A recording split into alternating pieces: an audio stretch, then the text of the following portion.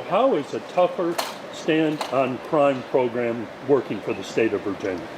Well, I mean, I think we're seeing real results. We launched Operation Ceasefire. The governor and I did late last year. We're fully ramped up. It's multifaceted. It's both investment on youth prevention, investment in young people's lives. It's prisoner reentry. It is group violence coordinators. It's money for witness protection, but it's also prosecutors. Prosecutors are going to go after repeat violent offenders. Study after study shows that 3 to 5% of violent offenders commit roughly 50% of the violent crime. Sheriff, why don't you stand next to me? You look better than I do. No, I don't know about that. But study after study shows that roughly 3 to 5% of violent offenders are committing roughly 50% of the violent crime. So the best way to lower violent crime is to go after those repeat violent offenders. We've already, since we launched Operation Ceasefire, we already have statewide over close to 100 cases that are already open and active. In the Richmond area alone, we have about 29. But then about 24 in the Roanoke-Lynchburg area. And so you're only going to see that continue. These are people that are using guns while they're dealing drugs, using guns while they're dealing fentanyl. These are those repeat violent offenders that are driving a lot of the violence in Virginia. And so the most important thing is acknowledge there's a problem, which we've done, and then how we're going to address it, and address it using proven methods that have in the past shown to lower crime, and that's what we're doing. Other questions? I guess can you just tell us a little bit about what was going on today what was discussed in the roundtable discussion? Well, I was here with my good friend Sheriff Hall, and I think the most important quality for an elected official is to listen. And so many of the ideas that we get in the Attorney General's office, we get in small meetings with law enforcement that tell us what's happening in their communities and the challenges they're facing. So Sheriff Hall does fantastic work. Obviously, we talked about the ongoing addiction crisis that we have in Virginia. That has affected every community in the state, and particularly our rural areas. Talked about making sure the officers get more compensation. We really would love to see the state budget get finalized. We have a large investment for both law enforcement and mental health services is being held up right now, in my opinion, because of politics, and I think it would be wise for the General Assembly to get back in the session and finalize the budget. The fact that you have $3.5 billion sitting in a bank account that's not being spent, that can go to things like mental health services and addiction and law enforcement, I think is not the highest and best use of taxpayer money. And we'd love to see that happen. And obviously just the different challenges, some of the investigations they have taken on. They've done some amazing work here going after child sex predators and others that they're updating me on as well. And so Sheriff Hall is a great leader. He brought in sheriffs from all the other adjoining counties here to meet. I listened to their concerns, some things they want to see change in Richmond. They have a real problem getting rid of certain mandatory minimums, a real problem getting rid of being able to stop certain cars for certain offenses, which many officers pointed out. This oftentimes led to drug bust and recovery of illegal guns. That's been taken away. So they want to see Richmond change some of the laws that made law enforcement jobs so difficult in the last couple of years. So it's just great to be able to both meet with these law enforcement heroes, the work they do every day. Every day they're working with folks on their worst day, oftentimes, and they do it with professionalism and dignity, and they really do an amazing job protecting us. So part of the reason why I'm here also is just to say thank you to the men and women that serve. The work they do. They have so much admiration for myself and the governor, and it's always great to be able to meet with them and be in probably one of the prettiest parts of the Commonwealth. Oh, okay. Caught into traffic. Are you okay? Yeah, we're good. Okay, all right. Do you want me to hold this? This is going to hurt your knee. I promise you, I'm fine. Are you sure? Yes, sir. Okay, all right. I appreciate it.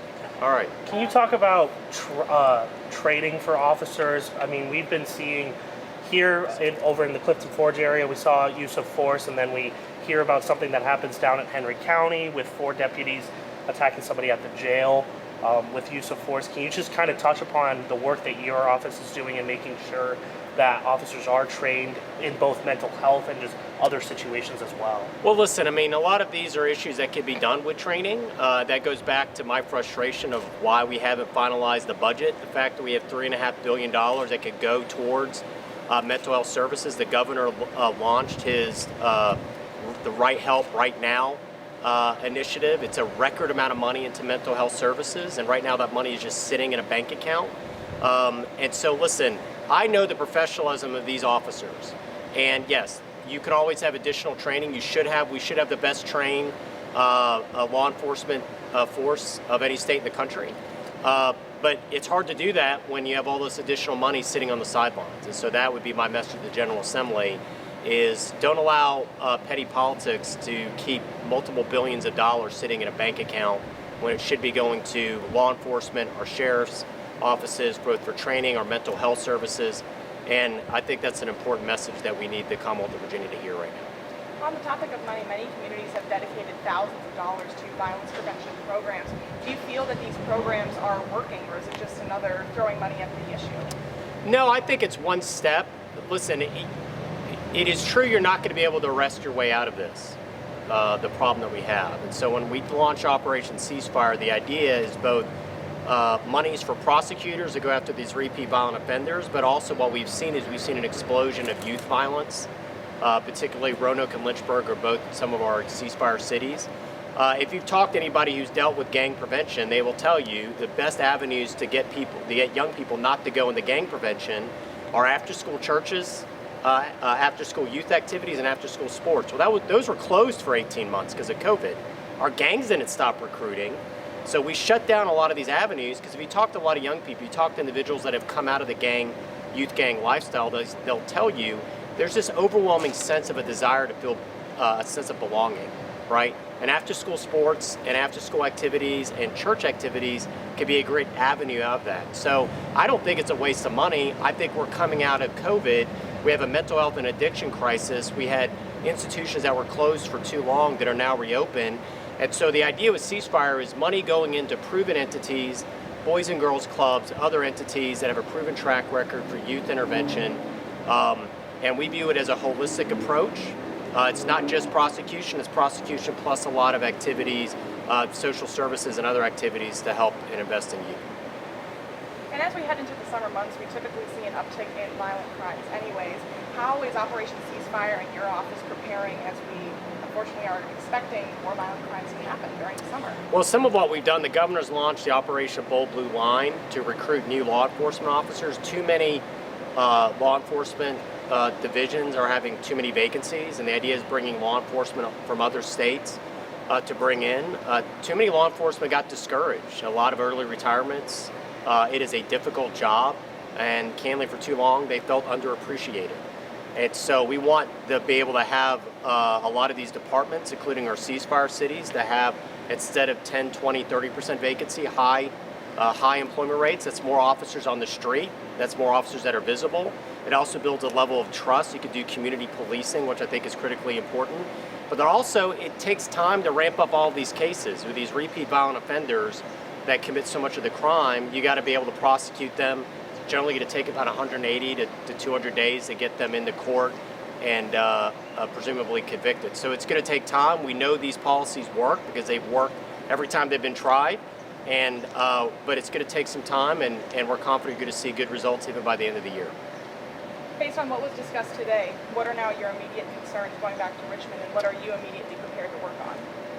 Well, I'll tell you right now, the general impression is repeal some of the bad laws that were passed under the previous administration, the North administration, that have made their jobs more difficult. I think that's first. The second is more money for mental health services. The idea that we have billions of dollars sitting on the sidelines could go to mental health services because they won't agree on a budget. They need that help because right now, with TDOs and people that are having mental health crisis, too many officers are sitting in hospitals waiting for somebody to be able to be seen that's having a mental health crisis. And the only way the governor can implement his the Right Help Right Now program is if they finalize the additional money that's right now just sitting in a bank account. And so I think those are the big messages: is get a budget passed so we can get more money into law enforcement, more money in for mental health services, and repeal some of the anti-law enforcement laws that got passed that made their job so difficult. Will do. All right. All right. Thank you guys.